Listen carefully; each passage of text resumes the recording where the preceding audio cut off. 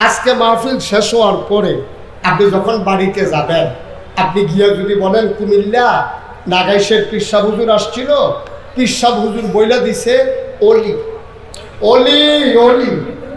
আপনি যদি বাড়ি থেকে আপনার ওয়াইফকে বলেন যে আমি অলি, তাইলে আপনার ওয়াইফ দেখবেন হাসতে হাসতে মারাও যেতে পারে অলি। বিড়ির গন্ধে লগে দিয়ে আগুন যায় না অলি।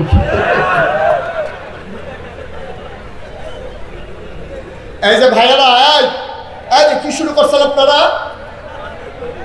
ভাই মাহফিলটা তো মাত্র শুরুও করতে পারলাম না, কি তামাশা করতেছেন? কেন আসছেন আপনি? চুপ মেরে বসে থেকে কথা শুনেন। অভ্যাসটা তো খারাপ হয়েছে, ভেজালের ভিতরে চলতে চলতে এখন আর ভালো জিনিস ভালো লাগে না। কত একটা মনে পড়ছে দেখি কইলেটা। আমার মাদ্রাসা পরিদর্শনে একবার টিউনু আসছে। টিউনু আসার পরে আমি ওনারে কলা দিলাম, সাগর কলা। বললাম যে স্যার, আমার মাদ্রাসার নিজের জায়গা, নিজের হাতের লাগানো কলা, কোনো ওষুধ টষুধ নাই, খুব ভালো কলা। টিউনু সব বলতেছে এই কলা আমারে দিয়েন না, সাংঘাতিক ক্ষতি হয় আমার। এগুলো কেন স্যার, এমনি কোনো ওষুধ টষুধ নাই তো? ভাই আর আগে একবার ভালো কলা খাইছিলাম, 3 দিন পেট খারাপ ছিল, ভেজাল খাইতে খাইতে এখন ভালোটা অসহ্য হয়। আমরা তারা গান শুনতে শুনতে, বাজনা শুনতে শুনতে এখন আর কোরআনের আলোচনা ভাল লাগে না, ঠিক কিনা? মুসলমানের সন্তান 15 মিনিট হয়েছে না, ওয়াজ শুরু হয়েছে, হাঁটাহাঁটি শুরু করছে। আজব কারবার। মনে করছে কয়েক মিনিট পরে কিন্তু আমি সাইডে দিতে আছি, সাংঘাতিক দেরি হইব। এই যে তারা বসাও, এই নীল রঙের গেঞ্জি সাফা দিয়ে বসাও। খারাপ কিন্তু বেশি না, খারাপ 2-4টা। খারাপ কয়টা? কিন্তু এই 2-4টারে আমাদের তারা ডাক দেয় নাই বইলে আজকে করুণ অবস্থা। বাংলাদেশের সংসদে 350 লোক ছিল, কেউ ডাক দেওয়ার ছিল না বইলেই পালাইতে হয়েছে, ঠিক কিনা? যদি ডাক দেওয়ার থাকতো যে আপনারা কি শুরু করছেন, এই কথা বলার লোক থাকলে আজকে দেশ ছেড়ে পালানো লাগে না। একটা রাজনৈতিক দল, একটা পত্রিকা, ছাত্র সমন্বয়ক কেউ বলে নাই যে সবাই দেশ ছেড়ে পালাইতে হবে। সবাই বলছিল দফা 1 দাবি 1, দফা 1 দাবি 1, শেখ হাসিনার পদত্যাগ, এইটা বলছিল সবাই। কিন্তু আল্লাহ কারে না, এর দূরে হইতো না। কথা বলেন কেন? এখানে বৈষম শিক্ষায় কথা বলে বেয়াদব।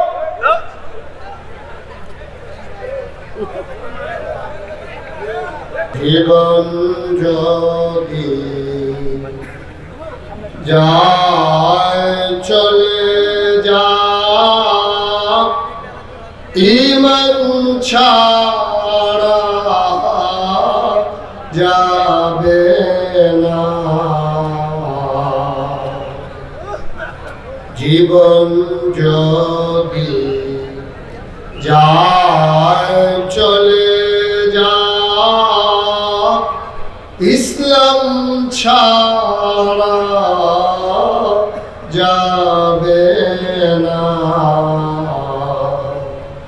ঈমান যদি ছাড়ো বন্ধু, ইসলাম যদি ছাড়ো বন্ধু, আল্লাহর জান্নাত পাবে না।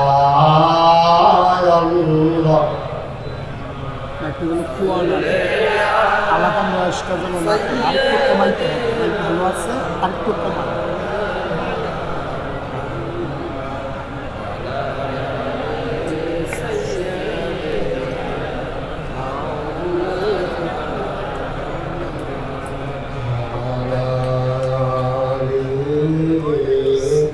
سيدنا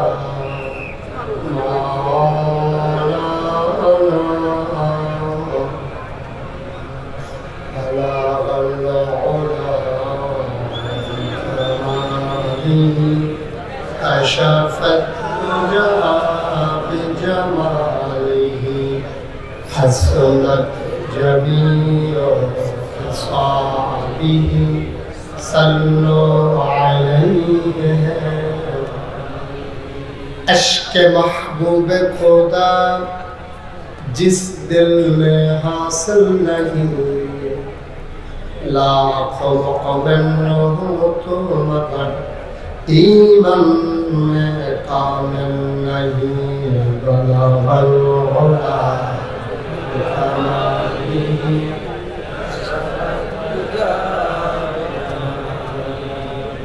इसरत जमीन और कसालिही सल्लमो या कौम बल सल्लु अला सद्रिल्लाहि मुस्तफा जाइना रहमतन अल्लाहुम्मा सल्लि व सल्लिम व बारिक अलैहि ला इलाहा इल्लल्लाह ला इलाहा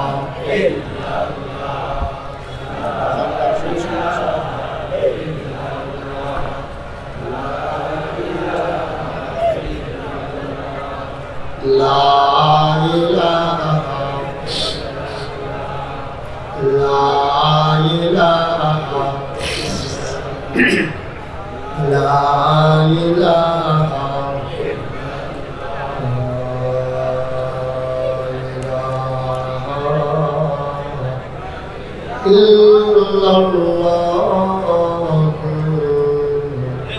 मुहम्मदुर रसूलुल्लाह सल्लल्लाहु अलैहि वसल्लम अल्लाहुम्मा सल्लि व सल्लिम व बारिक अलैहि সবাই পড়ি আলহামদুলিল্লাহ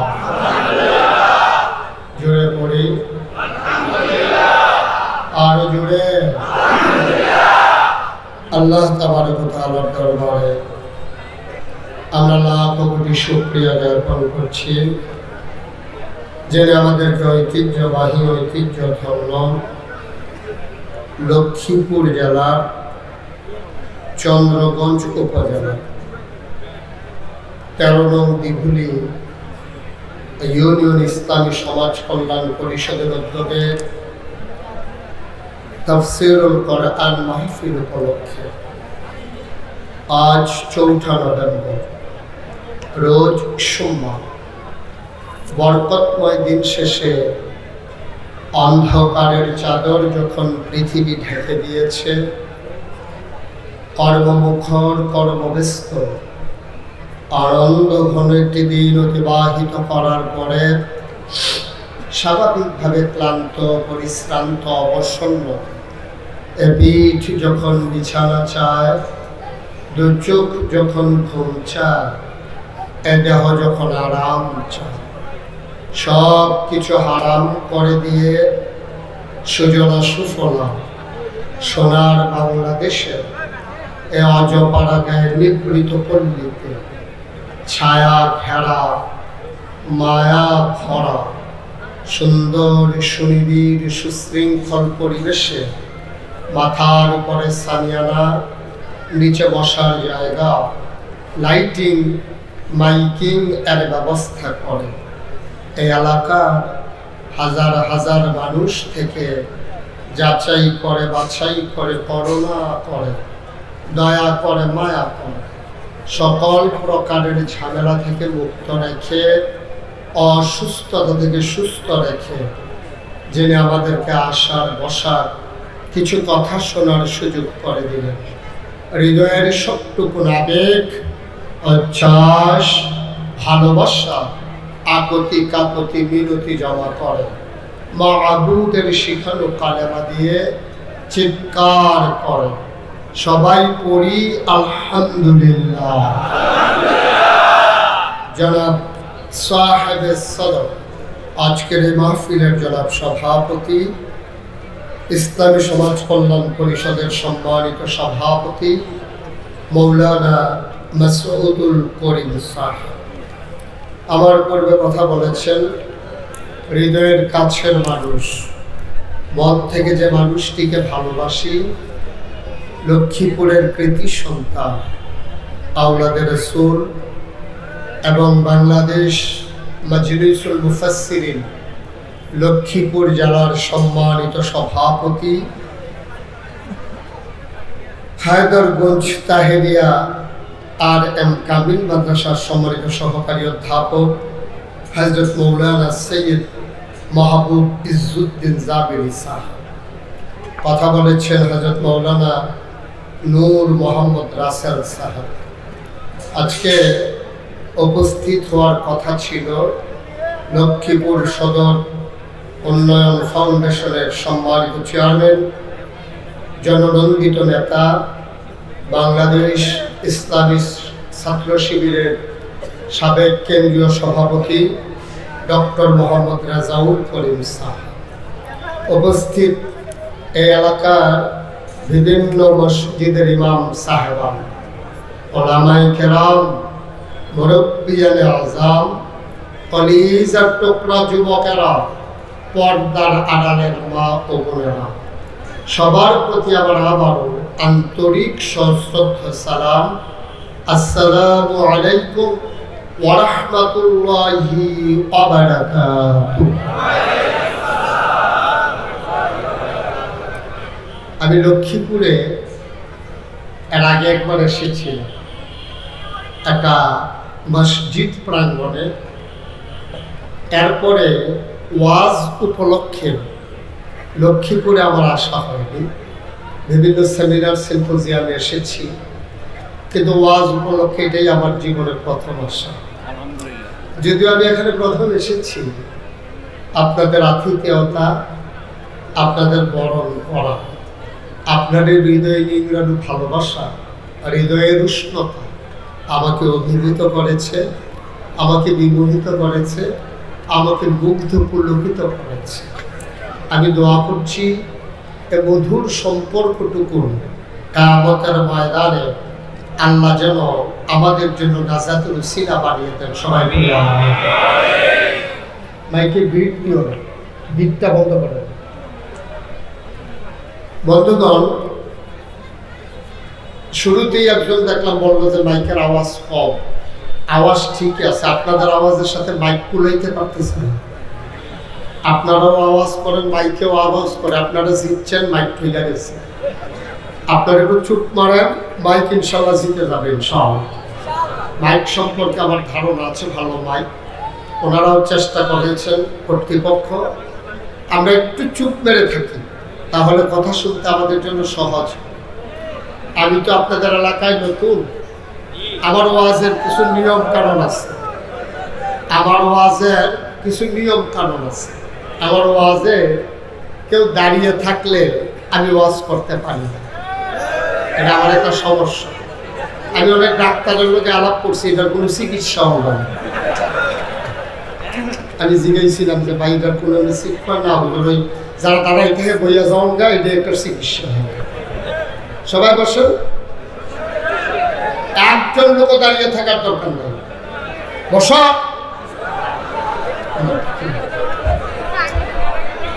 সবাই বসে পড়ুন। এই যে মাশাআল্লাহ, এই পাশের লোকজন বসে গেছে তাড়াতাড়ি, বসে পড়ুন। এদিকে সরেন, আপনি এদিকে সরেন, ওই সামনে যান। চেয়ার থেকে উঠে আপনি বসবেন নাকি? আপনি ওই সামনে যান, ওই পাশে যান, এখানে যারা দাঁড়িয়ে আছেন ওই পাশে যান। যারা ভলান্টিয়ার আছেন একটু সহযোগিতা করেন ওদেরকে। ভাই বসতে বলছি সবাইকে। এই যে এই পাশটা বসে গেছে, আপনাদের সমস্যা কি? সবাই বসে, বিছানার দরকার কি? হ্যাঁ, বাড়িতে বসে যান, হ্যাঁ বাড়িতে যা গোসল করে ফেলতে, গরমের ভিতরে গোসলটা সুবিধা হবে। সবাই বসে পড়ুন, দয়া করে একটু বসেন। আমার কথা তো শুনতে হবে ভাই, আমার কথা না শুনলে তো আমি ওয়াজ করতে পারবো না। আমাকে একটু সুযোগ করে দিতে হবে। একজন লোক দাঁড়িয়ে থাকার দরকার নেই। আহা, এই লোকগুলো কথা বুঝে না নাকি? আপনি এখানে এভাবে নিচে বসে আওয়াজ শুনবেন?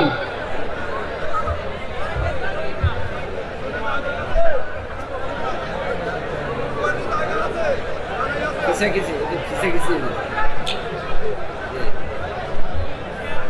জি জি জি, আপনি যেটা করতেছেন এটা হবে না, বসেন। এই তো বসেন না, এই কয়েকজনের জন্য এই 5টা বাকি রইল নাকি?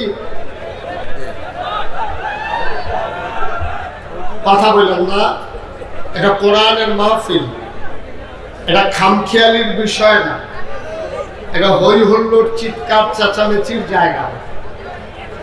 ধৈর্য ধরে সবর এখতিয়ার করে আমরা কথা শুনবো ইনশাআল্লাহ। আল্লাহ যেন কবুল করে, সবাই করে আমিন।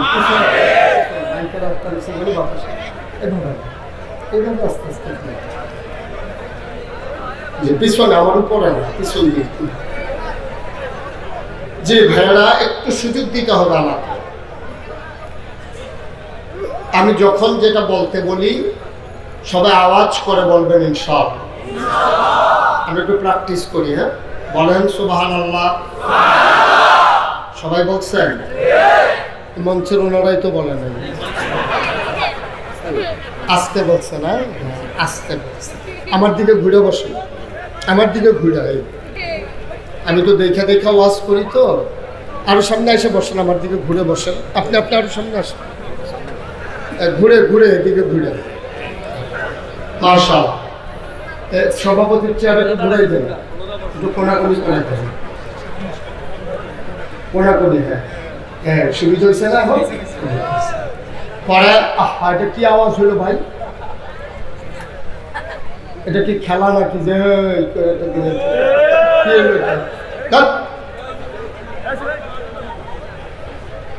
সবাই পড়েন আলহামদুলিল্লাহ, বলেন সুবহানাল্লাহ, বলেন আল্লাহু আকবার। শুকরিয়া আদায় করলাম কার? করব কার? করে যাব কার? লস না লাভ, কম না বেশি? প্রমাণ আছে নাকি নাই? আমার আল্লাহ রাব্বুল আলামিন কোরআনুল কারীমে কত সুন্দর করে ওয়াজ করে দিলেন। আল্লাহ বলেন, লা ইন শাকারতুম লা আযীদান্নাকুম। দুনিয়ার মানুষ, নিয়ামত পেয়ে যদি শুকরিয়া আদায় করবে, যেই নিয়ামত পেয়ে শুকরিয়া আদায় করবে, শুকরিয়া আদায়ের কারণে ওই নিয়ামত আমার আল্লাহ আরো বহুত গুণে বাড়িয়ে দেবেন। বলেন সুবহানাল্লাহ। আমার আল্লাহ যা বলেন তা করেন নাকি করেন না? কম কম না বেশি বেশি? প্রমাণ আছে নাকি নাই? কোরআনুল কারীমে 30 পারায় সূরা বুরুজের শেষ অংশে কত সুন্দর করে আল্লাহ ওয়াজ করে দিলেন। আল্লাহ বলেন, ফাআলুল লিমা ইউরিদ। আমার আল্লাহ এমন আল্লাহ, তার যা মন চায় এই কাজটাকে আমার আল্লাহ বেশি বেশি করে দেন। বলেন সুবহানাল্লাহ। আল্লাহ দুনিয়ার মানুষের মতো না। দুনিয়ার মানুষ বলে একটা, করে আর একটা, ঠিক কিনা? অসুখে পড়লে একরকম, ভালো হয়ে গেলে আরেক রকম, বিপদে পড়লে একরকম, বিপদ দূর হয়ে গেলে আরেক রকম, রাতের আধারে একরকম, দিনের আলোতে আরেক রকম, নির্বাচনে দাঁড়াইলে একরকম, পাশ করার পরে আরেক রকম, ঠিক কিনা? একটু বেশি ঠিক না? কমন করছে। মুসলমান মন দিয়ে শোনো রে ভাই, দুনিয়াতে আমরা মানুষ ছিলাম না। এই দুনিয়াতে ছিল জিন আর ফেরেশতা। জিনারা মারামারি, কাটাকাটি, ঝগড়া বিবাদ করলো। আল্লাহ রাগ করলেন, ফেরেশতা পাঠাইয়া জিনদেরকে পিটাইয়া আল্লাহর জমিন আল্লাহ খালি করে দিলেন।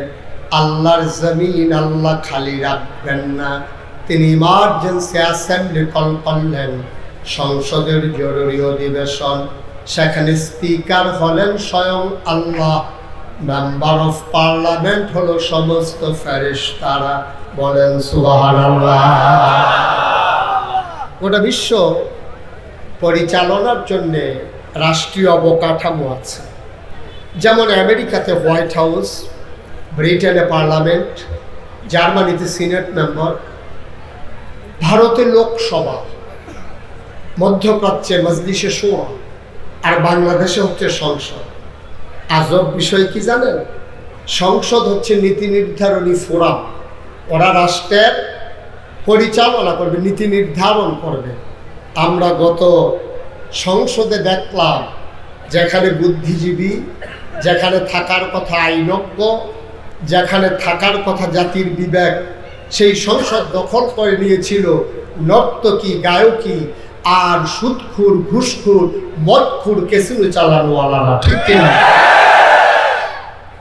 গোটা পৃথিবীতে যত সংসদ আছে, রাষ্ট্রীয় যত অবকাঠামো আছে, সেখানে ভালো মানুষকে পাঠানো হয়। আর আমার দেশের সংসদে সুদখোর ছিল না কি ছিল না? ভয় পাওয়ার দরকার নেই।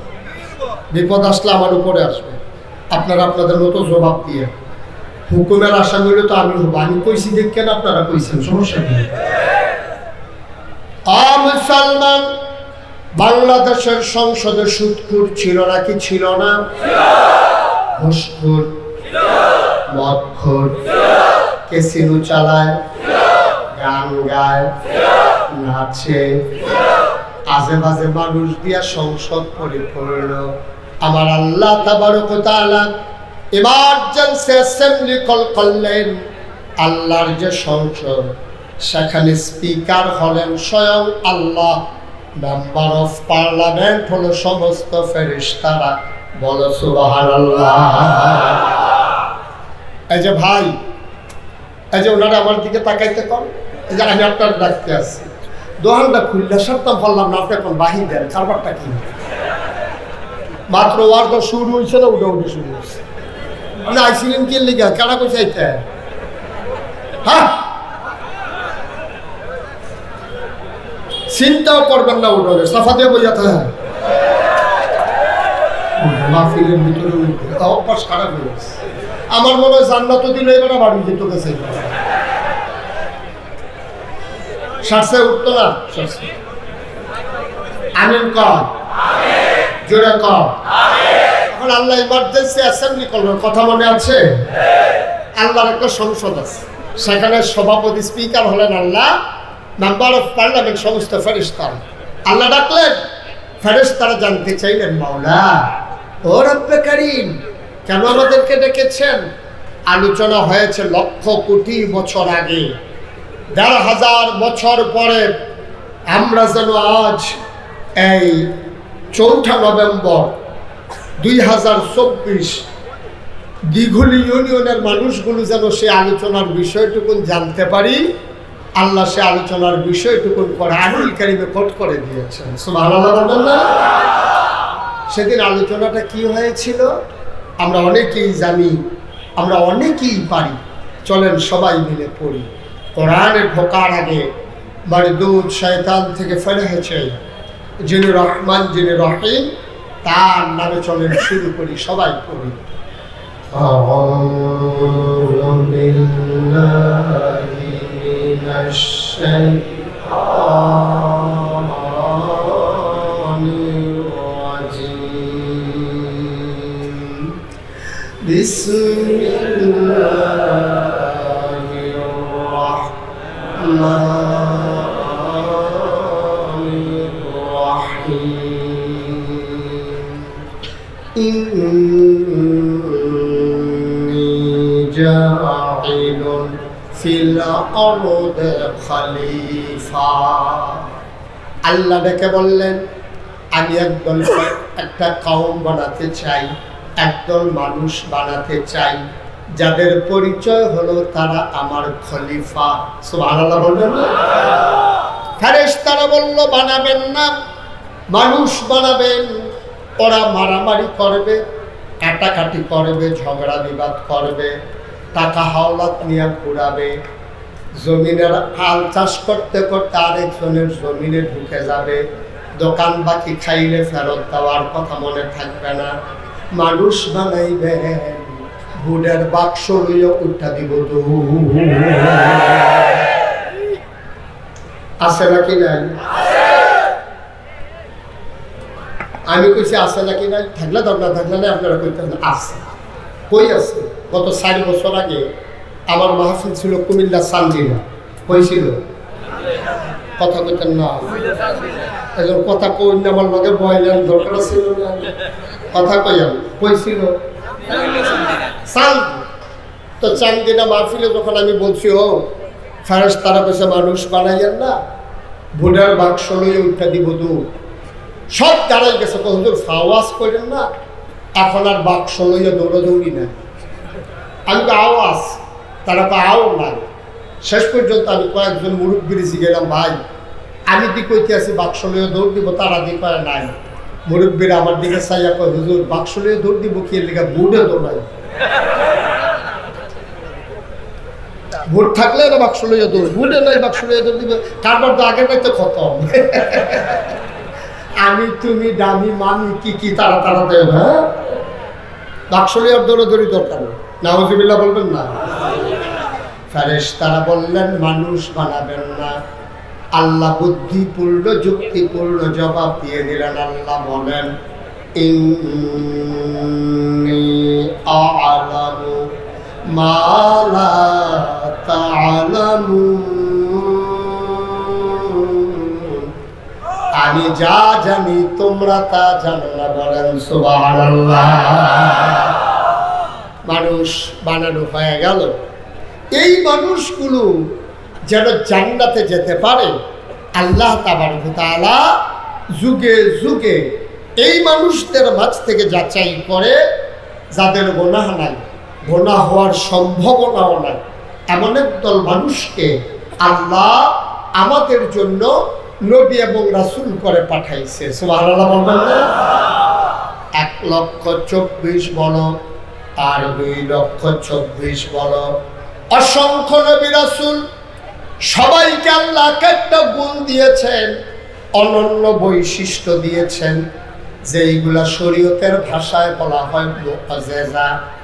আদামু সফিউল্লাহ, নূহ আদমের সানি, ইব্রাহিম খলিলুল্লাহ, ইসমাইল জাবিউল্লাহ, মূসা কালিমুল্লাহ, ঈসা রূহুল্লাহ। সুলাইমান নবীর দিল রাজত্ব, দাউদ নবীর দিল সুন্দর কণ্ঠ, মূসা নবীর দিল জালালি মেজাজ, ঈসা নবীর দিল জামালি মেজাজ। এখন আমরা যারা লক্ষ্মীপুরের মানুষ, আমাদের জানতে মন চায় আমার নবীরে আমার আল্লাহ কি দিল। ঠিক কিনা পাও? জানতে মন চায় নাকি চায় না? আপনি সব নবীরে সব দিবেন, আমরা শেষ জমানার নবী পাইয়া আর আমরা সহজ সরল উম্মত পাইয়া আমরা নবীরে কিচ্ছু দিবেন না, আমরা মানি নাকি? আমাদের নবীরও কিচ্ছু একটা দেওয়া লাগবে, লাগবে নাকি লাগবে না? সাহাবিন তাবিন তাবে তাবিন, উম্মাহাতুল মুমিনিন, মুফাসসির কোরআন, মুহাদ্দিসিনে আযম, মুফতিয়ানে আযম, ইমাম সাহেবান, পীর মাশায়েখ সবাই মিলে একসাথে হয়ে গেল। শোনো শোনো শোনো, তোমরা জানতে চাও আমার নবীরে কি দিল? 1,24,000 বলো আর 2,24,000 বলো, সকল নবী এবং রাসূল মিলে যা আমার নবীজি একাইতা।